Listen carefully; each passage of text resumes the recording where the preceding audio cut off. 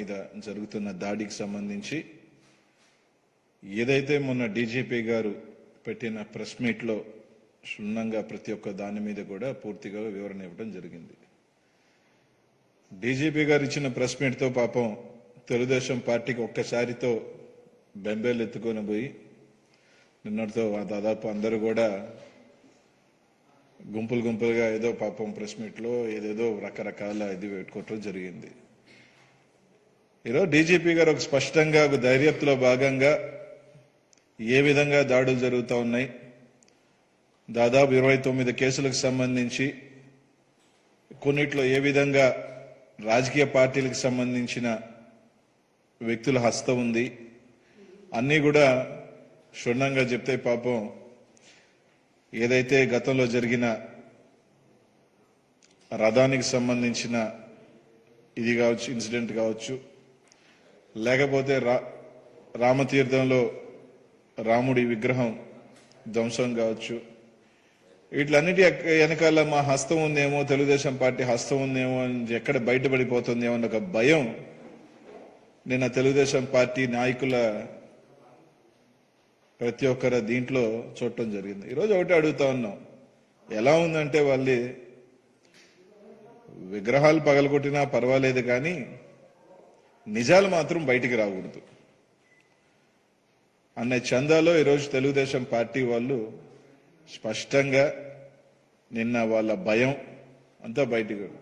ఈరోజు ఈ రాష్ట్ర ప్రజలందరూ కూడా ప్రతి ఒక్కటి కూడా గమనిస్తూ ఉన్నారు, ఎవరికి ఈ రాష్ట్రంలో మత సామరస్యాన్ని చెడగొట్టి లబ్ధి ఎవరికి చేకూరుతుంది, ఏ విధంగా ఈ రాష్ట్రంలో అధికారం కోల్పోయి ఏ విధంగా లబ్ధి చేకూర్చుకోవాల అన్న ఒక దురాలోచన ఏ పార్టీకి ఉంది, ఏ పార్టీకి వెనక నుండి ఇట్లాంటి కుట్రలు నడుతూ ముందొచ్చి గగ్గోలు పెట్టేది ఎవరు అన్నది ఈ పార్టీకే ఈ రాష్ట్రంలో అందరికీ కూడా అర్థమైపోయింది. ఇప్పటికే దాదాపు మన డీజీపీ గారు పెట్టిన ప్రెస్ మీట్స్ లో 29 కేసులకు సంబంధించి 9 కేసుల్లో తెలుగుదేశం పార్టీకి సంబంధించి అలాగే బీజేపీకి సంబంధించి కొందరు హస్తం ఉంది అని చెప్పి తేటతెల్లమైంది. ఈరోజు ఒకటే స్పష్టంగా పోలీస్ యంత్రాంగం పూర్తిగా కూడా విచారణ జరిపి దీంట్లో పార్టీలు ఏ పార్టీ అయినా కానీ ఏ మతమైనా కానీ ఎవరైనా కానీ వ్యక్తులుంటే దీంట్లో తప్పకుండా శిక్షించే విధంగా చర్యలు తీసుకునే విధంగా పోలీస్ యంత్రాంగం ముందుకు వెళ్తుంటే అందులో భాగంగా ఈ దాడులు చేసిన ఎక్కడా కూడా అన్యమత ప్రచారం చేసే వాళ్ళు కానీ వాళ్ళు ఎవరు కూడా లేరు. కేవలం ఈ అన్నీ కూడా రాజకీయాలకు సంబంధించో లేకపోతే వేరే దురుద్దేశాలకు సంబంధించో ఈ దాడులు ఉన్నాయి కానీ ఎక్కడా కూడా వేరే సంఘటనలు కనిపించట్లా. ఈ రాష్ట్రంలో ఒక పక్క వైఎస్ జగన్మోహన్ రెడ్డి గారు ముఖ్యమంత్రి గారి పరిపాలనలో దాదాపు 80,000 కోట్ల రూపాయలు ఈరోజు సంక్షేమానికి పెడితే 4,50,00,000 మంది పైచీలిక ఈ సంక్షేమ పథకాలకు సంబంధించి లబ్ధి చేకూరితే దాంట్లో 70-80% మంది బీసీలు, ఎస్సీలు, ఎస్టీలు. దీంట్లో సింహభాగం హిందువులు కాదని అడుగుతా ఉన్నా. ఈ సంక్షేమ పథకాలు అందుతున్న వాళ్ళందరూ కూడా ఎక్కువ భాగం హిందువులు లేరా అని అడుగుతా ఉన్నాం.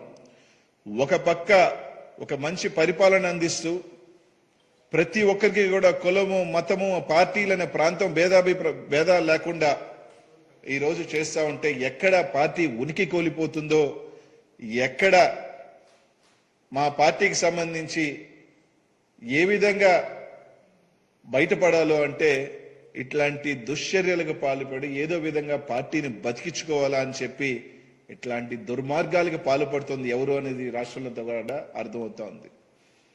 ఈరోజు ఒకటే చెప్తా ఉన్నాం, గంగలో మునిగినా, గోదావరిలో మునిగినా, లేకపోతే తుంగభద్ర పుష్కరాల్లో మునిగినా, యాగాలు చేసినా, గోపూజ చేసినా, ఉగాది పంచాంగం విన్నా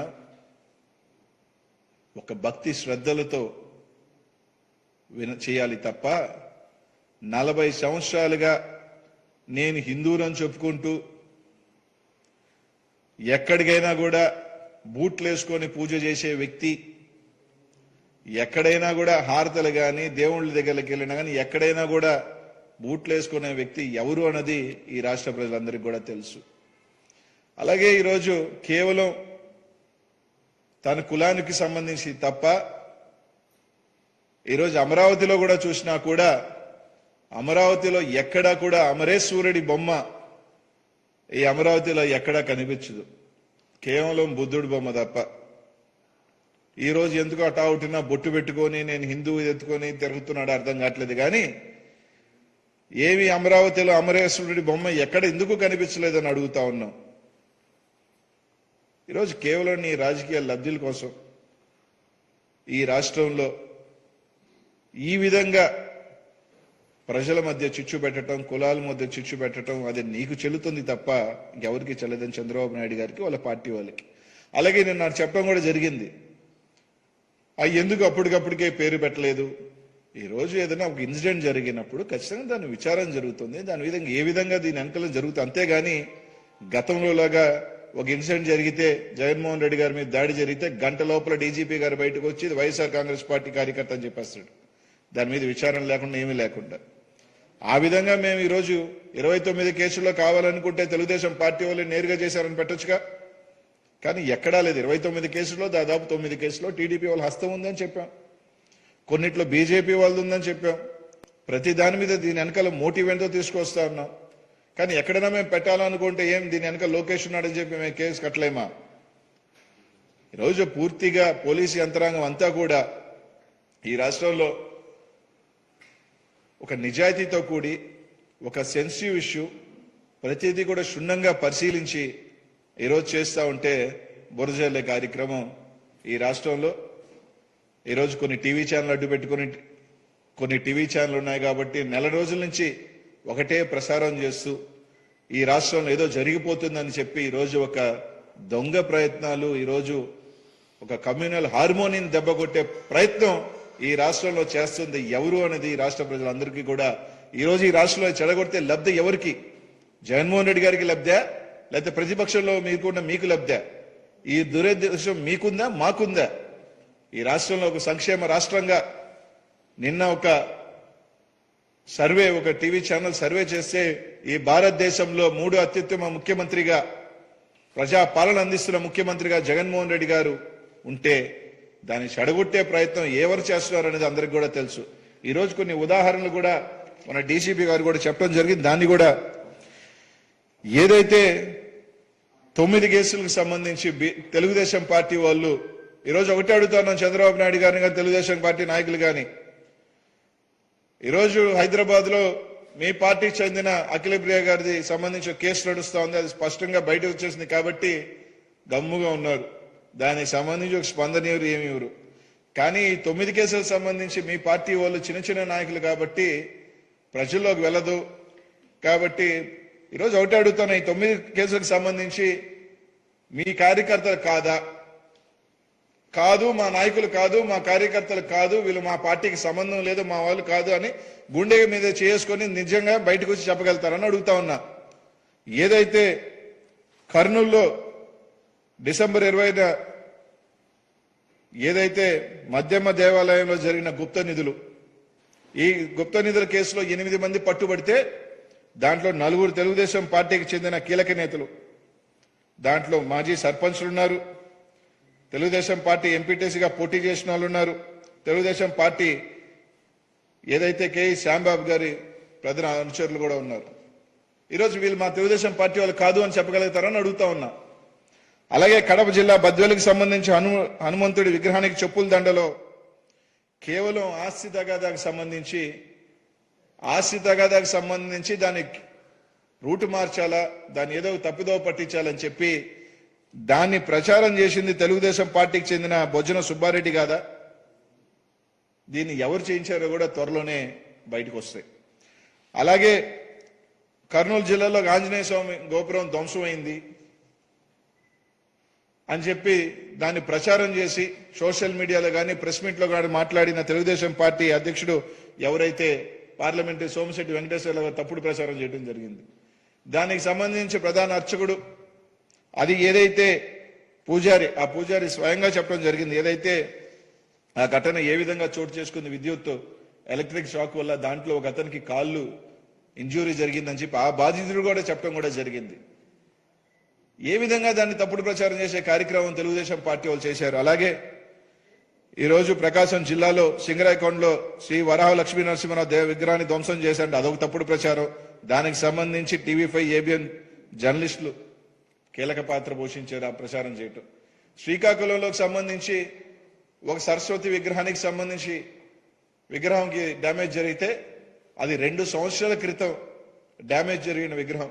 అక్కడున్న ఉపాధ్యాయులకు తెలుసు, ఆ ఉపాధ్యాయులు కూడా చెప్పారు. అయినా కూడా దాన్ని తీసుకొచ్చి తప్పుడు ప్రచారం చేయటం అక్కడున్న బీజేపీ నాయకులు తప్పుడు ప్రచారం చేయడం జరిగింది. అలాగే రాజమండ్రికి సంబంధించి వినాయకుడి విగ్రహానికి మలం తప్పితం చేశారంటూ ఉద్దేశపూర్వకంగా బుచ్చయ్య చౌదరి గారి ప్రధాన అనుచరుడో పియనో ఏదో మొత్తానికి ఆయన తప్పుడు ప్రచారం చేస్తే అక్కడికి సంబంధించి ఫోరెన్సిక్ ల్యాబ్ లో వెళ్తే దానికి సంబంధించి ఎటువంటి ఆధారాలు ఆ కుట్ర చూస్తే అది. ఈ విధంగా తప్పుడు ప్రచారాలు చేస్తుంది ఎవరు?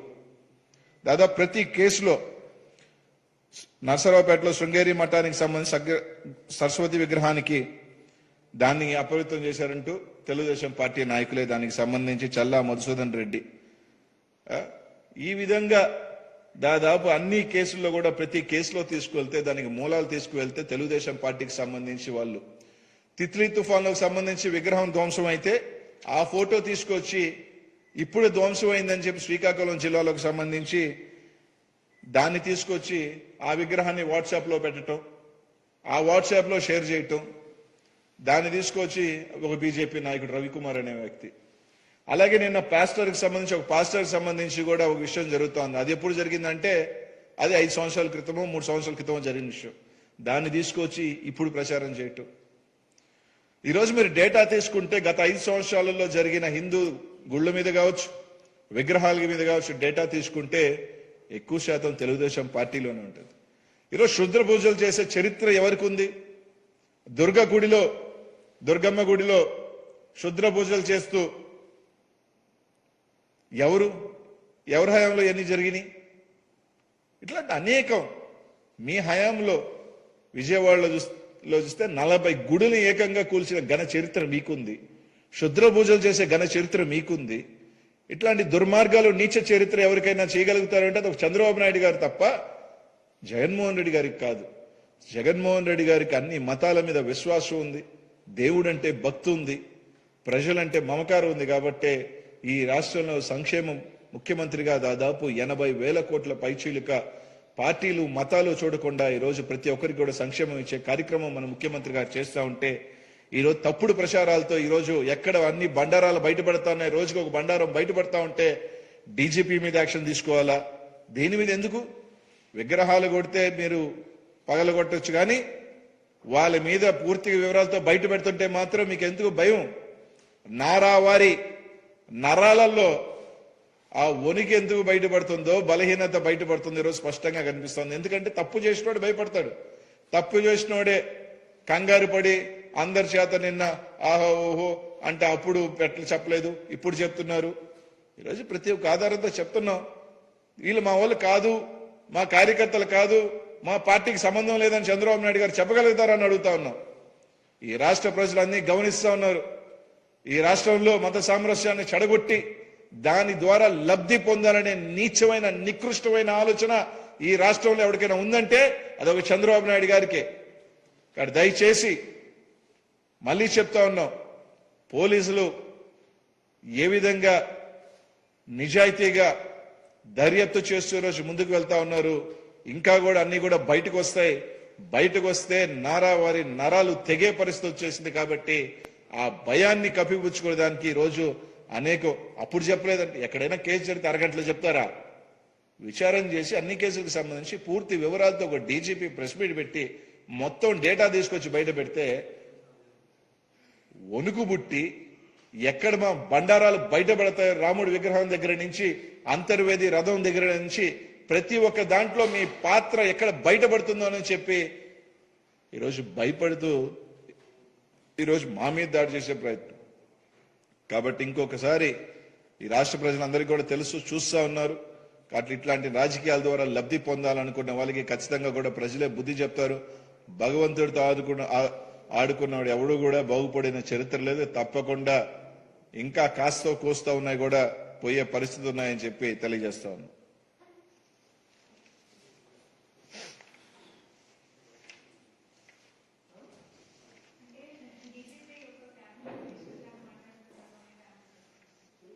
క్యాబినెట్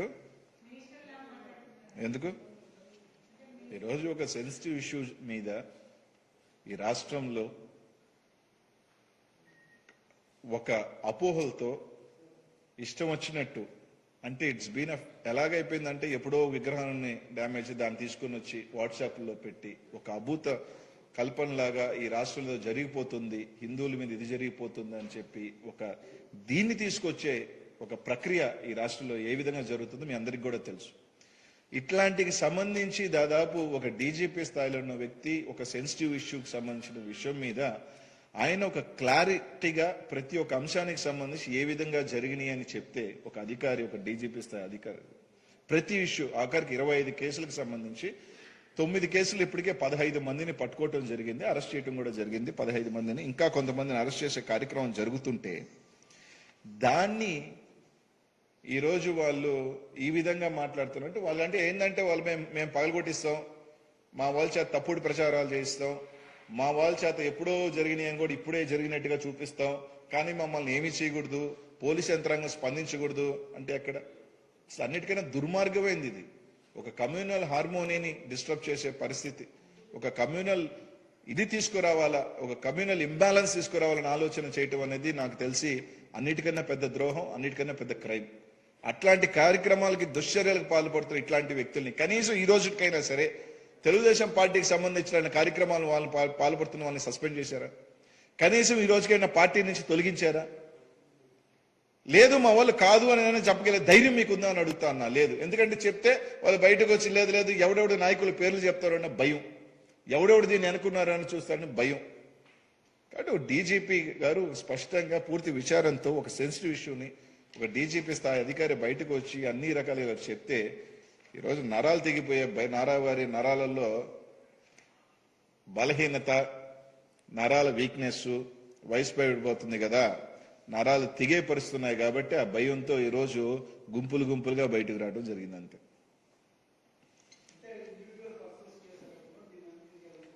ఖచ్చితంగా దీనికి సంబంధించి ఒక దగ్గర జరిగిందంటే ఎవడో ఇండివిజువల్ చేశాడు. If you see the serious of incidents శ్రీకాకుళంలో, విశాఖపట్నం, రాజమండ్రి, కర్నూలు, తిరుపతి, తర్వాత కడప, అన్ని జిల్లాలకు సంబంధించి దాదాపు సింగరాయకొండ, ప్రకాశం, అంటే చూస్తే ప్రతి జిల్లాలో 1 or 2 ఇన్సిడెంట్స్ ఒక తప్పుడు ప్రచారాలు చేయటం, దాన్ని ఆ ఒక ప్రాంతంలో దాన్ని విస్తరించి ఇది చేస్తున్నారంటే ఖచ్చితంగా లేదు, మా పార్టీకి సంబంధించి కాదు, వ్యక్తులు కాదు వాళ్ళు, మా పార్టీకి సంబంధం లేదు వాళ్ళు, మా పార్టీ వ్యక్తులు కాదు వాళ్ళు అని చెప్తున్నారా? లేదు.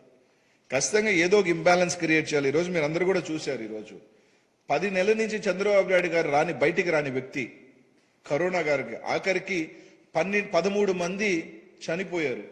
ఎక్కడ? విజయవాడలో 12 or 13. అప్పుడు రాలా. చాలా ఇన్సిడెంట్స్ జరిగినాయి కరోనాలో, ఎప్పుడు రాలా. కానీ రాముడి విగ్రహానికి సంబంధించి జరిగినప్పుడు మాత్రం హుటాహుట్టును పరిగెత్తుకెళ్ళి దాన్ని ఒక పెద్ద ఇష్యూ చేసి బ్లోఅవుట్ చేయాలనుకున్నాడు. అంటే దీని వెనకే వాళ్ళు ఉండకపోతే వెళ్ళాడు. ఎందుకంటే హుటాహుట్టుని మీరు గమనించండి, లాస్ట్ 10 months ఎప్పుడూ లేడు చంద్రబాబు నాయుడు గారు. ఎక్కడ కూడా ఏ పరామర్శకు కానీ, ఏ ఒక ఇన్సిడెంట్ కానీ, ఆఖరికి ఫ్లడ్స్ వచ్చినప్పుడు కానీ ఎక్కడ కూడా ఆయన కనిపించలే ఈ రాష్ట్రంలో. కానీ దీనికి సంబంధించి మాత్రము వెంటనే పరిగెత్తుకుంటూ వెళ్ళాడు. ఎందుకు? He knows the incident. దీని వెనకాల వాళ్ళ పార్టీకి సంబంధించిన చైర్మన్, వాళ్ళ పార్టీకి సంబంధించింది, వీళ్ళ వెనకాల ఎక్కడో దగ్గర ఒక హస్తం ఉంది. కాబట్టి బయటకు హుటాహుటిని పోయి దాన్ని ఒక రాద్ధాంతం చేసి రచ్చ చేసేసి ఈ రాష్ట్రంలో ఏదో జరిగిపోతుంది, ఈ రాజ్యం క్రియేట్ చేయాలన్న ఒక ఇదే కదా ఒక 14 years సీఎంగా ఉన్న వ్యక్తి. సో ఇవన్నీ కూడా ఏంటి? ఈరోజు ఎవరికి లబ్ధి అండి? దీనివల్ల ఎవరికి లబ్ధి? జగన్మోహన్ రెడ్డి గారికి లబ్ధా? దీనివల్ల జగన్మోహన్ రెడ్డి గారికి లబ్ధా? చంద్రబాబు నాయుడు గారికి లబ్ధా? ఇట్లాంటి ఏదో కార్యక్రమాలు చేసే దానివల్ల ఏమీ చేయలేకపోయాడు. ఎన్నో ప్రయత్నాలు చేశాడు. ఈ రాష్ట్రంలో సంక్షేమ పాలనతో ఈ రాష్ట్రంలో జగన్మోహన్ రెడ్డి గారు బీసీ గుండెల్లో, ఎస్సీ గుండెల్లో, ఎస్టీ గుండెల్లో, మైనార్టీల గుండెల్లో ఈ రోజు చిరస్థాయిగా నిలిచిపోతా ఉన్నాడు. పసిబిడ్డల దగ్గర నుంచి ముసలి వాళ్ళ దాకా ప్రతి ఒక్కరు కూడా జగన్నామ స్మరణం చేస్తా ఉన్నారు. ఎందుకంటే అట్లాంటి సంక్షేమం తీసుకొస్తా ఉన్నాడు. ప్రతిదీ కూడా పల్లెటూరుల దాకా తీసుకువెళ్తా ఉన్నాడు. కాబట్టి ఇది ఏ విధంగా కూడా చెడగొట్టలేము జగన్మోహన్ రెడ్డి గారిని, వాళ్ళ గుండెల నుంచి తీలేం. కాబట్టి ఇట్లాంటి దరిద్రమైన నీచమైన ఆలోచనలు చేసి ఈ ప్రభుత్వానికి చెడ్డ పేరు చేసుకొస్తే లబ్ధి ఎవరికి? తెలుగుదేశం పార్టీకి. కాబట్టి ఇవన్నీ జరుగుతూ ఉన్నాయి. క్షుద్ర పూజలు చేసింది ఎవరు అందరికీ తెలుసు. గుళ్ళు కొట్టేసింది ఎవరికి తెలుసు. బూట్లు వేసుకొని పూజలు చేసే వ్యక్తి ఎవరో తెలుసు. కనీసం అమరావతిలో అమరేశ్వరుడి బొమ్మ లేకుండా చేసింది ఎవరో తెలుసు. ఆయనకి ఆయన సొంత వర్గం తప్ప ఈ రాష్ట్రంలో ఎవరి మీద ప్రేమ ఉండదు, భక్తి ఉండదు.